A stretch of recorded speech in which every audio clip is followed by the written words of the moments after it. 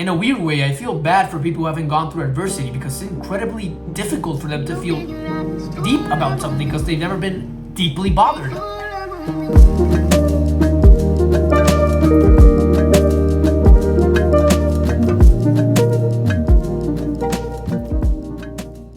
The most dangerous things are heroin and a monthly salary. Why a monthly salary? Well, it's because it's implying that in order to obtain that salary, you're being forced into doing things that you do not want to do for 8 hours of your day.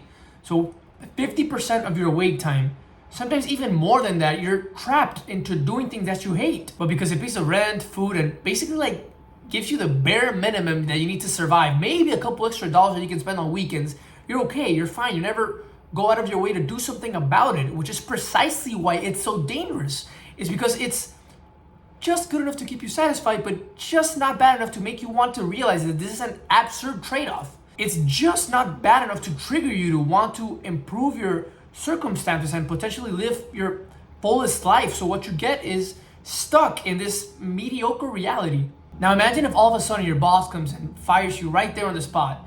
Obviously it's gonna be terrifying. You're gonna be overwhelmed with uncertainty, and you quite possibly gonna have to downgrade your house, your car, your whole lifestyle. Undeniably, this suffering phase sucks. But the silver lining is that in the middle of all this chaos, this adversity, an opportunity to change your reality for a better one has been created. During COVID, there was this one day that I legitimately felt like I was gonna die. I couldn't breathe proper. My heart kept beating super fast for no apparent reason. I was sweating. It turned out to be a panic attack.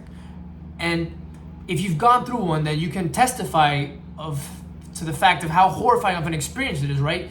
And basically from that point forward, I went through like this phase of frustration where I was basically trying to understand why and what the hell had just happened. And the point is that it was such an intense negative experience, both the event and the days that followed, because it's like I opened this new reality, this new portal, that it forced me to identify the actions and behaviors that would minimize the probabilities of me ever having to go through this experience again. And so I ended up starting to discipline my life, from my finances to my mental health to my relationship with God, everything. So the results from this adversity, this chaos that felt endless at the time, was a significant improvement across all areas of my life. Now imagine if the degree of adversity wouldn't have been that high. Imagine if for whatever reason that it did, that day I wouldn't have gone through a panic attack, but I would have gone through like something milder. Because I later understood that a panic attack is just fear. It's just a high concentrated dosage of fear thrown at you all at once. So imagine if that day I would have received a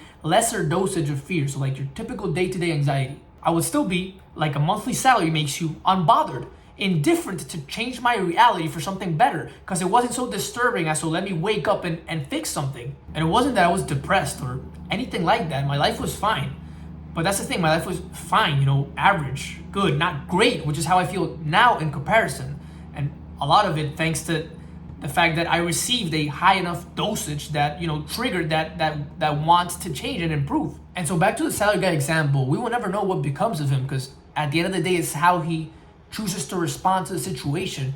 But what we do know for a fact is that if he does not go through a firing, a high level of adversity, then a strong enough need will never be created to improve his fine but not really reality. And it looks like a lot of people are here. At least to me, it looks like a lot of people are stuck living mediocre lives, but not because of them, but simply because they haven't been blessed in receiving adversity in the high enough amounts that are required to wake the fuck up.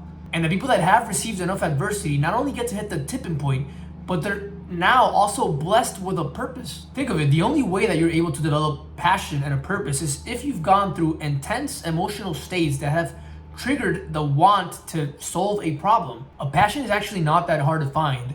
I don't know why it gets so complicated. People just trying to seek their passion and, my passion is to play the piano. A passion can literally be obtained by searching within yourself and finding those 1, 2, maybe 3 moments in life where you felt the deepest. If it's a negative emotion, then tapping into that pain will allow you to develop an extreme desire for you and others to never go through it. And while you can also tap into a positive emotion to build a desire to want to replicate that same good feeling in you and in others, for some reason, positive emotions are not nearly as potent as negative emotions are. Their intensity is limited. You just can't compare with the feeling of watching your parents struggle to pay for things. There's just no equivalent to the positive side. Therefore, the passion that you can derive off of strong negative emotions is also greater. You hate those negative situations that adversity put you in so much that you build a desire to fix them. And isn't that what purpose is? An overwhelming desire above all your other desires? Because if you agree with this, then it makes sense for it to only be able to be born in the most overwhelming situations: pain, fear, adversity. If you haven't gone through moments of emotional intensity, then how else will you develop a strong desire to fix something, a purpose? In a weird way, I feel bad for people who haven't gone through adversity, because it's incredibly difficult for them to feel deep about something because they've never been deeply bothered. And so it's like they don't care about anything. They're fine. But I like fulfilled fine, you know, but like complacent fine. Like, yeah, I'm fine. Like indifferent, passionless, and dead.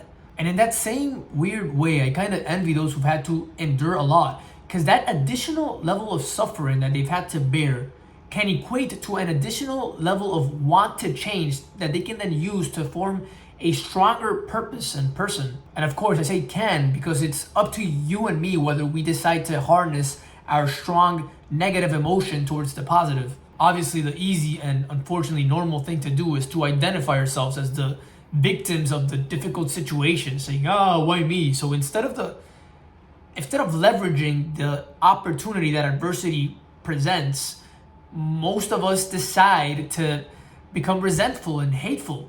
And yeah, we decide, because at the end of the day, that's the only thing in our control, the ability to choose how to respond to any situation.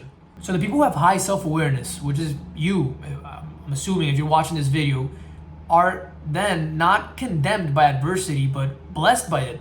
We're not going to be happy in these situations, you know, death of a loved one, suffering phase, that's insane. We're not going to be happy, but we're going to be at peace internally because we're going to embrace adversity and accept it, because we understand that in it lies the opportunity to become stronger human beings, more capable of, you know, living and loving more deeply. Thanks a lot, guys. As always, I really appreciate if you've made it this far in the video. I sincerely hope that you enjoyed the content, and if you did, please feel free to share with a friend, you know. I love you guys, and I'll see you in the next one. Peace.